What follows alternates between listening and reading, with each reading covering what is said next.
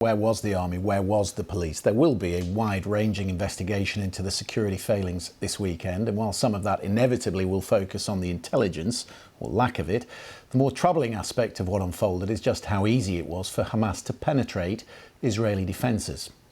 The southern part of the country is separated from Gaza by a 40-mile perimeter fence, 6 metres tall, beneath which there is an underground concrete barrier to stop Palestinians tunnelling beneath.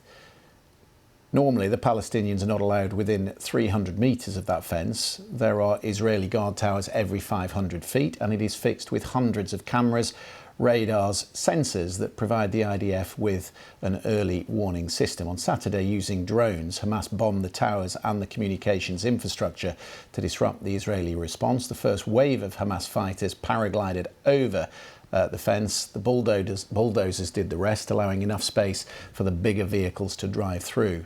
That supposedly impenetrable fence was breached in 29 different positions. Where was the IDF? Let's talk then to a man who might know a bit more about it. Mark Dubowitz is the CEO of the Foundation for Defence of Democracies, a non-partisan think tank that seeks a resolution to the Israeli-Palestinian conflict that advances American interests and protects Israel's security. That's a good background of where you come at this from, Mark, just so our audience knows. Pick up on what we've just been talking about. I mean, that fence, which I've seen with my own eyes, is supposed to be impenetrable. It was cut in 29 places. There are guard towers every 500 feet. Where on earth was the IDF? Yeah, look, I think no fence is impenetrable, especially against a resolute terrorist organization that has been trained and weaponized by Iran. But I think there was truly a failure both of technology, but also of conception. I think Israel, UK, the United States, Egypt, many countries around the world had wrongly believed that Hamas had become pragmatic. I had stayed out of recent operations against Israel that Islamic Jihad, its partner, had fought, and there was a belief that they had the responsibility of 2 million Palestinians to govern, and they wouldn't launch this kind of operation that would put their own citizens in harm's way. Mark, and people have asked, particularly the families of the hostages who were taken, whether the encouragement that the right-wing government in Tel Aviv gave to settlers in the West Bank and the reprisals and reaction that came from the Palestinians in response, whether that is indirectly to blame for the lack of troop numbers on the Gaza border this weekend, because a lot of the speculation is that those troops who would ordinarily be there had been moved to the West Bank. Were the internal divisions and the Israeli government policies, are they part to blame for this?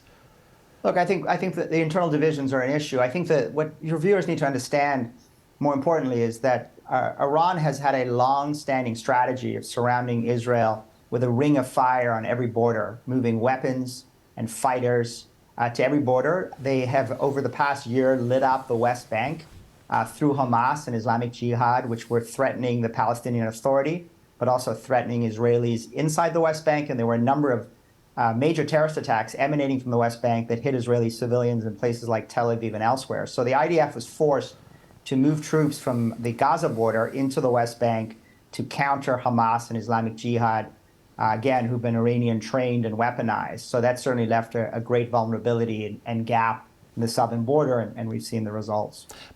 On the issue of Iran, Mark, I know that you speak to a lot of intelligence officials. There is a senior Israeli official, unquoted, but senior in the government, saying tonight that Iran was aware of the operation, effectively gave the green light to Hamas attacks. We've had reporting from the Wall Street Journal that there was this meeting between Iranian security officials and Hamas in Beirut last Monday. Why is the White House falling over itself to say we don't see any of that intelligence? We've had Jake Sullivan on again today saying we don't see the dots at this moment in time. Yeah, I think I think President Biden has been terrific in terms of providing unwavering support against this kind of vicious terrorism emanating from Hamas. But I think he's been loath to point a direct finger in Iran, because I think to do so would to admit the failure not only of the Biden administration's Iran policy, but the failure of the Obama administration's Iran policy. So I think there's a lot of politics, unfortunately, taking place in Washington. Republicans are hammering the president on this issue. And the White House but is it just that, Mark? Or, I mean, obviously, if he says, yes, there was, that demands a response from the Israeli government. And clearly that would then shine a light, put the focus on Hezbollah, because they are the proxy in the region and they are the best armed proxy in the region. And presumably what they're terrified of is this going beyond Israel's borders into neighbouring countries, which it has the potential to do. Yeah, I think it's the opposite, actually. I mean, I think that if the White House were to explicitly come out and point a finger at Iran and make it very clear to Supreme Leader Ali Khamenei of Iran that if he lights up the northern border with Hezbollah, the United States will respond, I think that is a way to de-escalate, in fact, is to actually prevent Hezbollah from jumping in and lighting up the northern border and causing a regional conflagration. So I think the White House and their reluctance to explicitly mention Iran may, in the end, lead to a result that both President Biden and Jake Sullivan don't want to see. The defence minister said today that Gaza, quotes, will never return to what it was. What does he mean by that?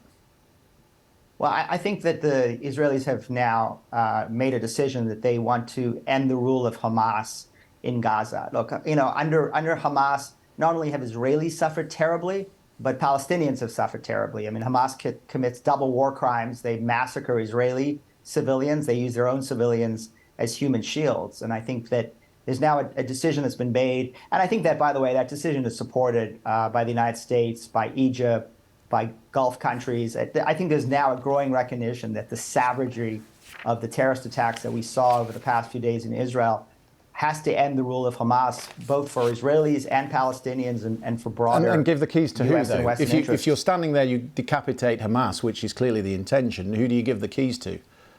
Well, I think you give the keys to a hopefully responsible, pragmatic Palestinian leadership. I mean, look, you got to remember, I mean, Hamas took over Gaza after Israel withdrew every soldier, every civilian, every grave. They took over, and when taking over, it was a vicious Palestinian civil war.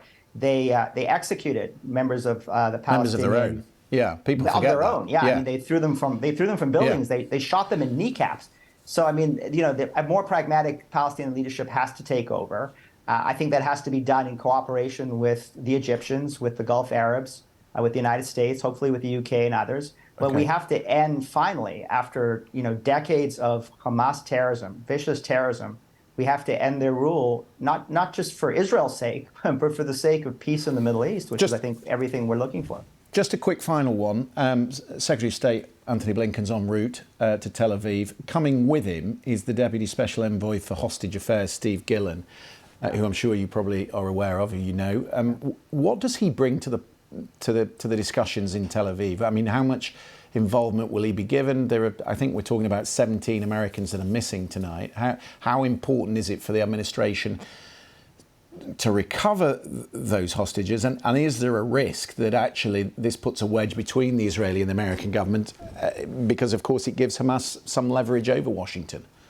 Yeah, look, I think there are shared interests between the United States and Israel, obviously, to get their people back. I mean, I think Israel has vast experience from the Entebbe raid, trying to get hostages back. Certainly, Israel has been willing to trade 1,000 Palestinian terrorists for one Israeli soldier. The United States has a lot of experience in negotiation. I'm not optimistic, I have to say. It's tragic. I don't see many of those hostages coming back.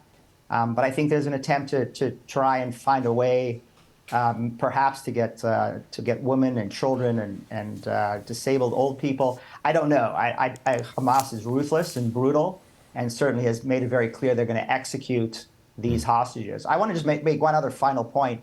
A lot of people have been asking about, what about Palestinians? Where can they go? There is the Rafah border crossing into Egypt.